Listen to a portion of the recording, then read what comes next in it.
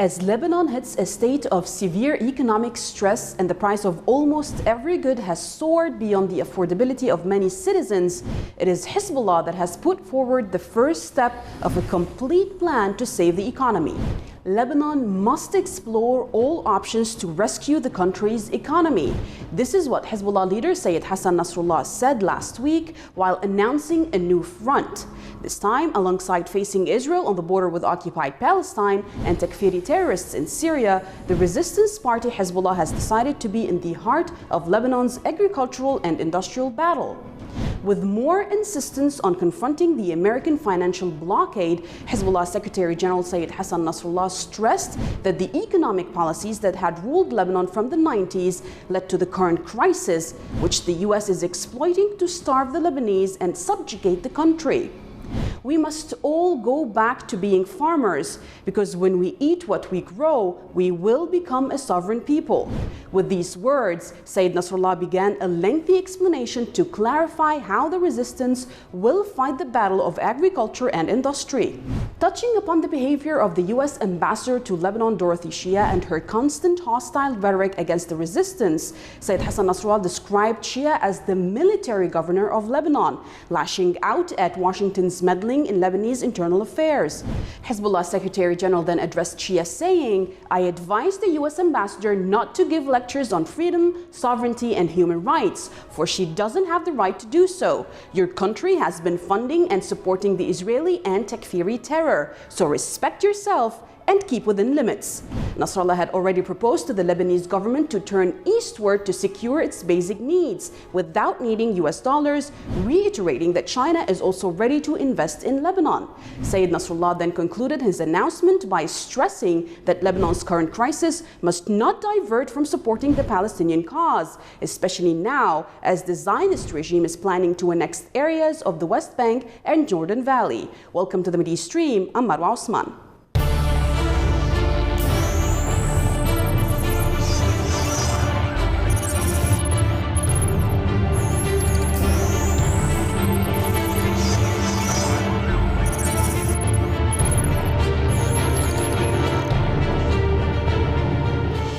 Hezbollah Secretary General Sayyid Hasan Nasrallah stressed that Lebanon must explore all options to rescue the country's economy, while announcing Hezbollah's new front by saying that the resistance party has decided to be in the heart of agricultural and industrial battle of Lebanon.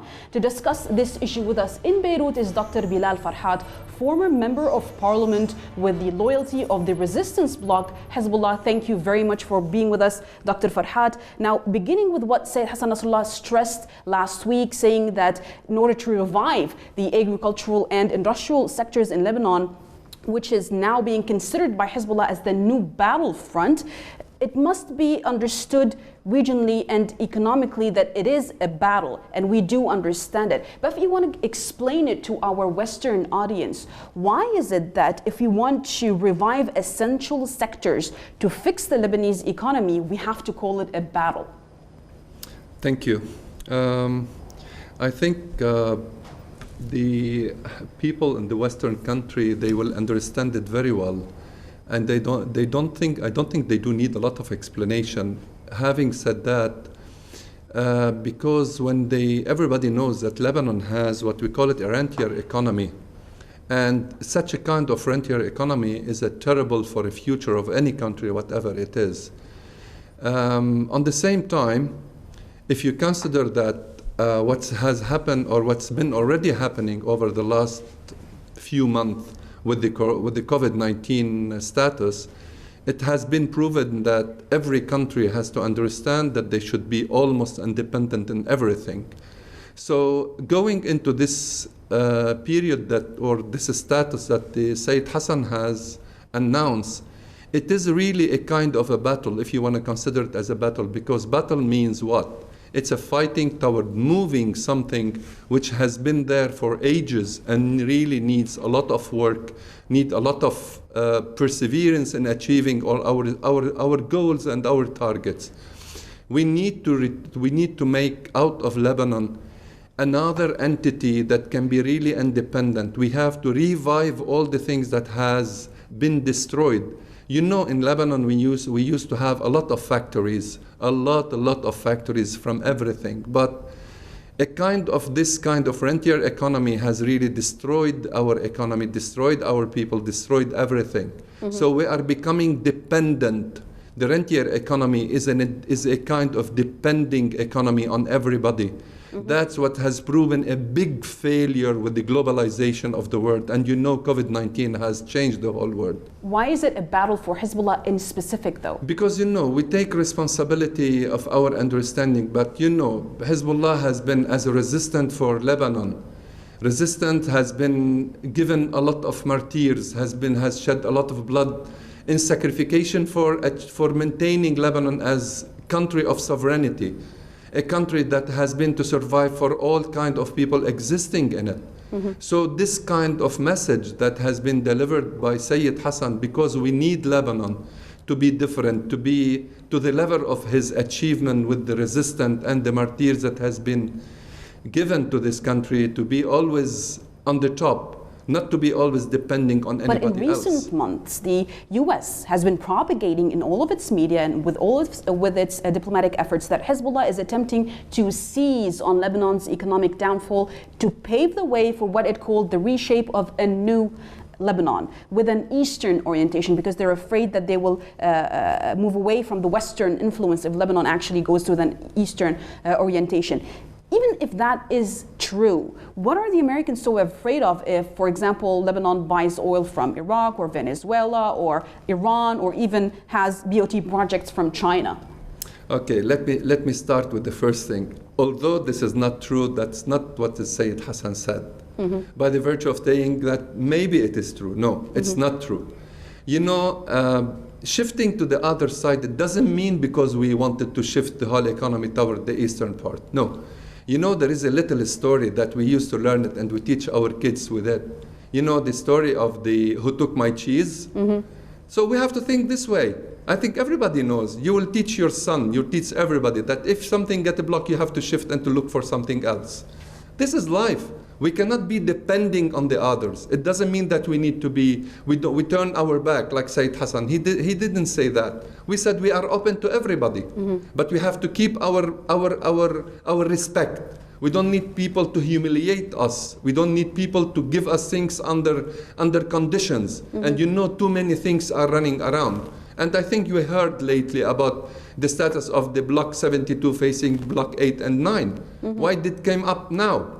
No, because what Sayyid have said, we are open to everybody, but without conditions. Just to explain, these blocks are the supposedly the gas and oil blocks in the Lebanese maritime territory. But Dr. Farhad, Lebanon is suffering an acute financial crisis. The pound has lost some 80% of its value, and Hezbollah is now being accused internally by its political foes that it is not doing enough to fight corruption. What do they mean by doing so? How do you explain the role of Hezbollah in fighting corruption inside of the Lebanese regime? So I think what makes me laugh sometimes that those foes or whatever, let me say, we don't have enemies, but we don't have people. We always consider people in this country that they have a second opinion, and we respect everybody. And this is what we call democracy from our part. But the point is, if we think that everybody will come to say Hezbollah has to face the corruption, right? But we are not the government. We are part of the government. We take responsibility like everybody. We bring files, we bring folders, we bring cases, and we lift it up to the judiciary system, which basically should do its job, but it's not. Hence, why Hezbollah is being pinpointed without any evidence, of course. But why are they not understanding that this is the only role that Hezbollah can play? You know, because they when it comes like if you push too much, they will tell you, look, they are putting the things under force, and they are doing what they want, and look, we don't have democracy. We don't. They are bypassing our limits. And you know very well that Hezbollah never done that. Always, even with our closest friend. Dr. Farhad, because it's being said that Hezbollah is not doing enough. And then you come and see that the behavior of the U.S. ambassador to Lebanon, Dorothy Shia, being rhetorical against the resistance with very high temperament, upping the ante, saying that Sayyid Nasrallah is acting like that he's taking the country into unprecedented threats. And Sayyid Nasrallah in return said that she is being the military governor of our country, and he lashed the meddling of Washington in Lebanese internal affairs. Do you think Lebanon truly has the capability right now to face the US with this blatant meddling, while the US has very loyal puppets inside of this country lobbying for it?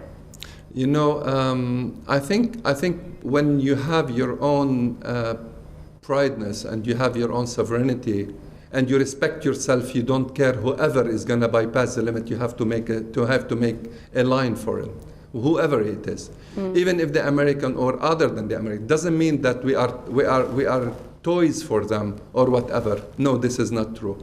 And I think their declaration, if an ambassador, a Lebanese ambassador in the United States, and he goes to make some declaration about the government, what will happen to him? How they will behave with him? It's true, Lebanon is a small country. The least that they can do is they will consider him a persona non grata. Sorry? The least that the US would do is consider him a persona non grata. I think Lebanon might not be able to do that. They might not be able to ask her to leave if she continues this kind of hostile behavior. Yeah, they should. And you know that it's been requested. There is like Sayyid Hasan said, that there is a request that has to be declared by or announced by the group of the Kitlet al-Wafa lil-Muqawamah, whom they are going to send a letter to the Minister of Internal Affairs to reassess all what happened and to ask the ambassador to put the limits for all her act, despite the first visit was not really the things that has to be achieved properly. So they are making a full letter about this with a full explanation, and I think it should come up on the media soon today. Well, it seems that we have to wait and see how these things will fold, and I hope to see you again soon in order to talk more about this. Thank you very much, Dr. Bilal Farhad, former member of parliament with the Loyalty of the Resistance Bloc, Hezbollah. Thank you very much for being with us and explaining what Sayyid Hasan Nasrallah was talking about last week concerning the new battle for Hezbollah. Now, please stay tuned for our next segment.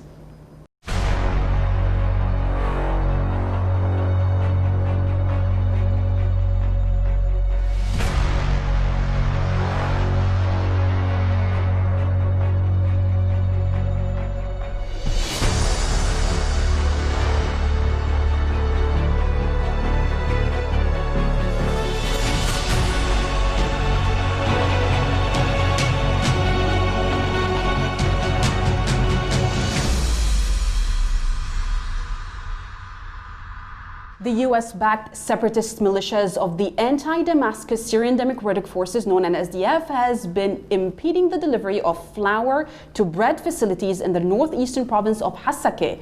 The militants keep denying Syrian government trucks carrying flour and other necessities access to the province. All the while, thirst threatens 1 million people in Hasakah due to the cutting of water by Turkish forces in the Syrian towns on the border with Turkey. The US hinders food delivery in Syria's Hasakah in this following report.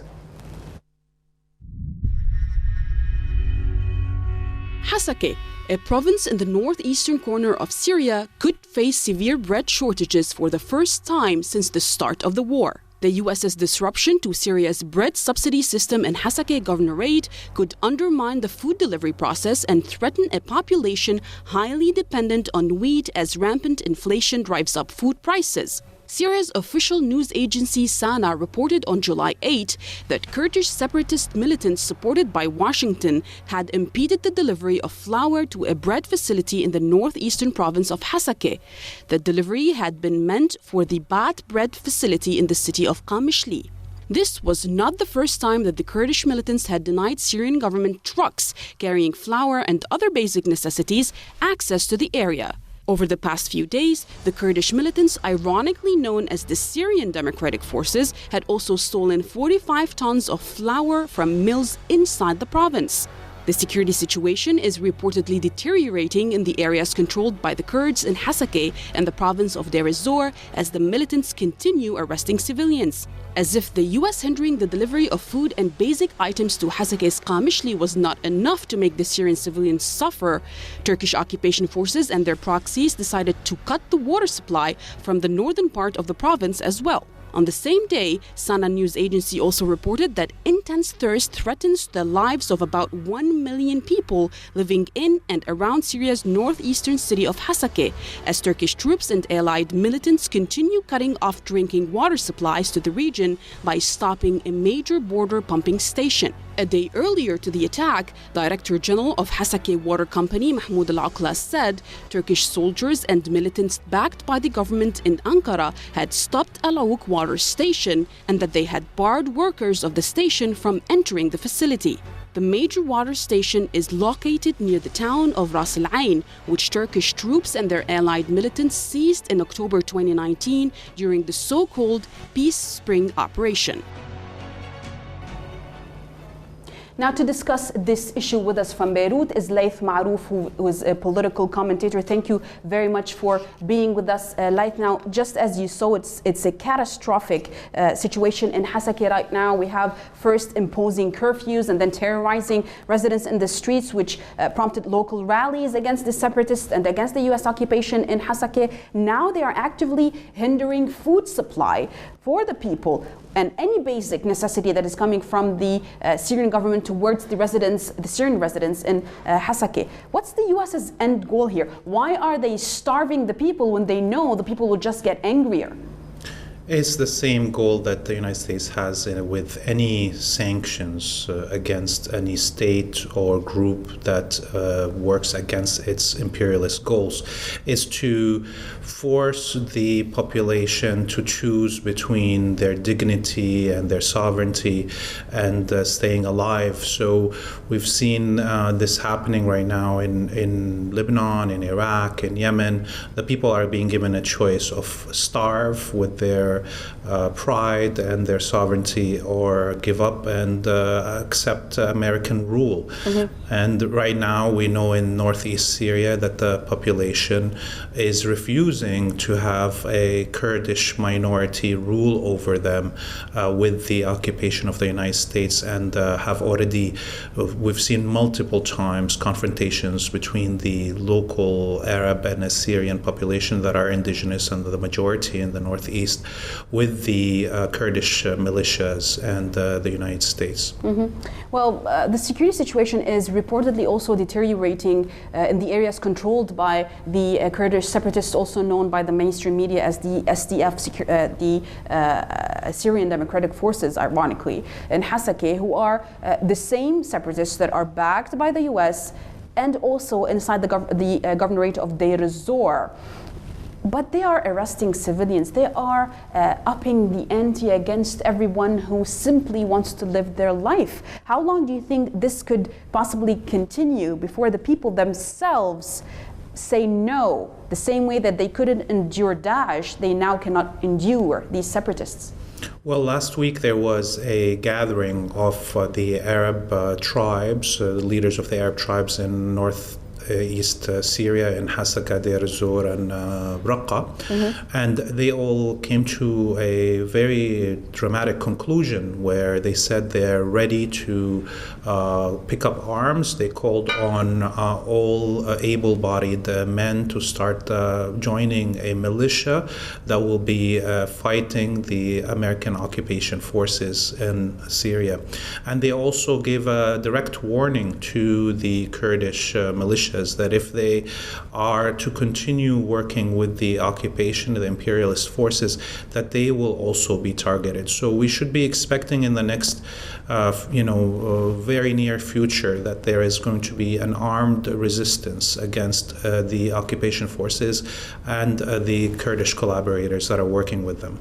But as if starvation was not enough, on the border between Syria and Turkey in the also Syrian province of Hasakah, intense thirst now is threatening more than 1 million residents because the Turkish troops and their allied militants there, their proxies, they continue to cut off the drinking water supplies because they destroyed a major border pumping station. It seems that there's some sort of a consensus between the Turks and the Americans to try and maybe drive the residents of the area away from this specific place in northeastern Syria. Could this be some sort of a plan to maybe start creating some sort of autonomous region, if you will, similar to the one in Iraq, where now it's called Kurdistan Iraq? Could there be a Kurdistan Syria? Well, that's their ultimate goal, that the Americans, but it's not going to work out for them because, you know, the Kurdish population in northeast Syria is still a small minority.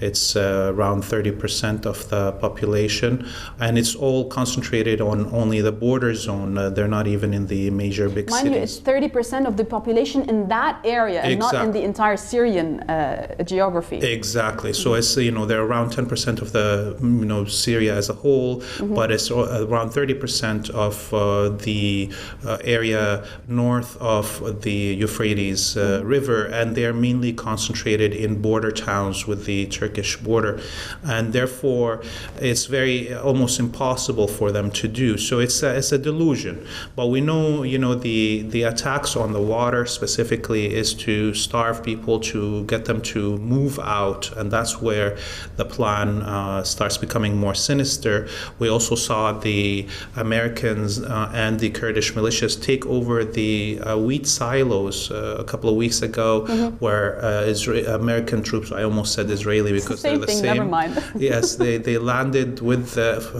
helicopters on top of the wheat silos and took them by force, and they've been targeting wheat fields either by burning them or trying to force the farmers not to send their wheat to the Syrian government collection locations around Hasakah and Deir ez-Zor. Well, Laith, it is worth noting that the Syrian government forces blocked last week and again yesterday yet another U.S. military occupation convoy in the country's northeastern province of Hasakah as well. Hasakah is on fire these couple of weeks, and they forced this U.S. convoy to turn back as they were traveling along the road linking the small town of Tel Tamr and Abu Rasin.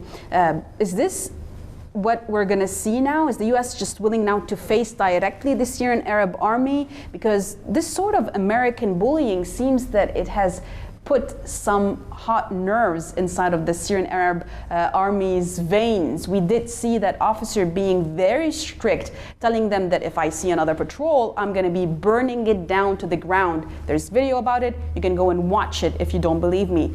What do you think's happening here? When are we going to see an actual face-off? Well, it's a bigger game, obviously. There's the whole regional situation that must be calculated. And so the exit of the American troops that is intended by the resistance axis has to be from all of the region for it to be successful. You can't just target them in Syria and not target them in Iraq. And we saw yesterday in Iraq also the targeting of an American logistical convoy and the burning down of 3 of those trucks.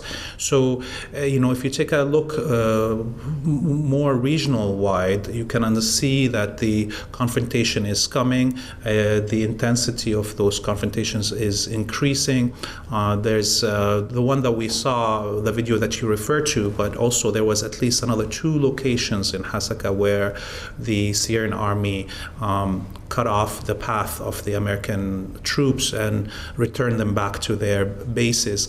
So we have, on the one hand, the rise of an armed resistance that is militia-wise, where the population is getting armed and trained in northeast Syria.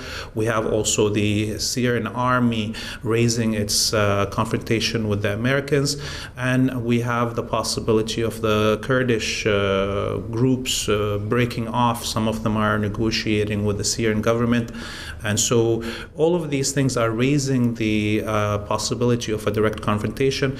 It is most probably that armed militias from the local tribes in northeast Syria are the ones that are going to start this confrontation, military confrontation, that could probably roll towards a direct confrontation between the Syrian army and the American occupation forces. And this is where we have to remember, Iran just in the last 2 days saying that is ready to deliver superior air defenses to the Syrian army. And that is going to be the change maker that could make this confrontation more possible. Well, it definitely is a very interesting situation right now in the northern part and the eastern part of the Euphrates. I want to thank you very much, Laith Marouf, political commentator, for joining us from Beirut to talk about the latest development where the U.S. occupation is now hindering food delivery to the Syrian civilians. Thank you very much for your contribution, and thank you for watching. And please stay tuned next week for more from the Mideastream.